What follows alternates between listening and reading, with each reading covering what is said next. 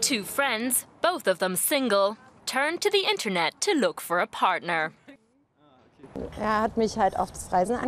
He asked me if I wanted to travel. We started off writing to each other, but I couldn't be bothered with that. So we met up pretty quickly and found we had a lot in common. We got together and immediately started planning a trip away.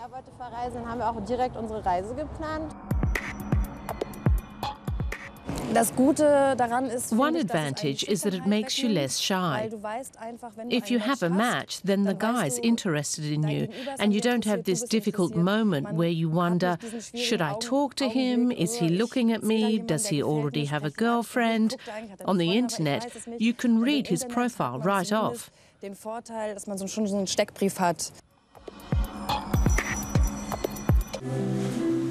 Online dating caught on in the gay community long before it became popular among heterosexuals.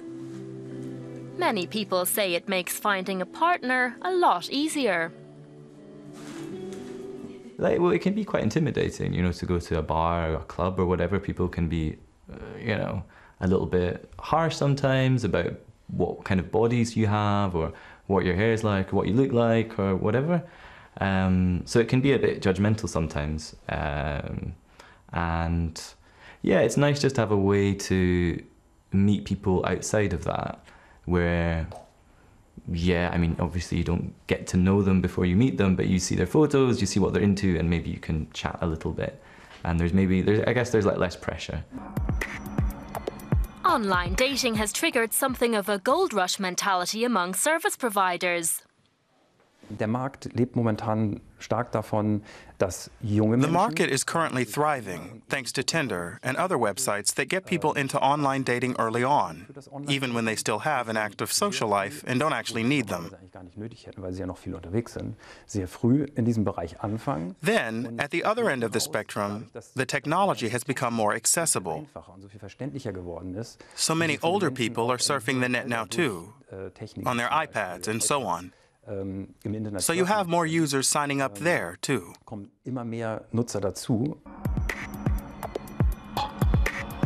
This woman shelled out several €100 to receive partner suggestions online.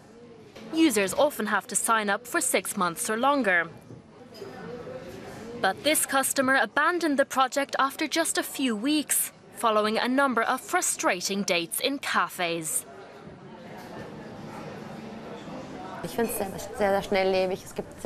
I found it very fast-moving. You can easily misunderstand people, and it's somehow not so romantic.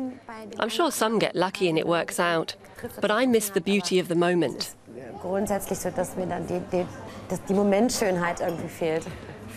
And then you always have to be reachable and reply when you're busy with your job and you're already struggling to keep up with your friends. And suddenly there's something else to fit in.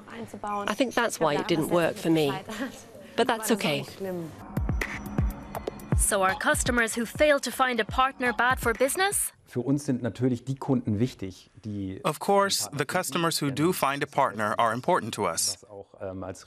That's what boosts our reputation.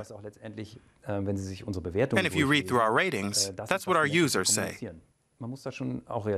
You have to be realistic, especially later in life. It takes a little longer to enter into and develop relationships. And what's the success rate? I've experienced all sorts. One or two were super boring, but really only one or two. Otherwise, it was always interesting and always fun. Some ended up as a longer-term relationship, but I haven't met my dream man yet.